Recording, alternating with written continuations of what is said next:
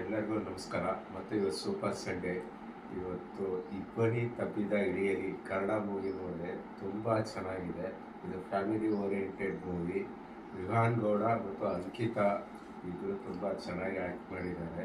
ಹೊಸ ಫೇಸ್. ಅಂಕಿತಾ ಅವರು T V serial ಎಲ್ಲ ಮಾಡ್ತಾಯಿದ್ರು, ಬಟ್ ಮೂವಿಯಲ್ಲಿ ತುಂಬ ಚೆನ್ನಾಗಿ ಅಭಿನಯ ಮಾಡಿದ್ದಾರೆ. ಆಮೇಲೆ ಇದಕ್ಕೆ ಪ್ರೊಡ್ಯೂಸರ್ ರಕ್ಷಿತ್ ಶೆಟ್ಟಿ, ಆಮೇಲೆ ಚಂದ್ರಕಾಂತ್ ಬೆಲ್ಲದ್ ಅಂತೇಳಿ ಡೈರೆಕ್ಟ್ರು ತುಂಬ ಅಚ್ಚುಕಟ್ಟಾಗಿ ಡೈರೆಕ್ಷನ್ ಕೆಲಸವನ್ನು ಮುಗಿಸಿದ್ದಾರೆ.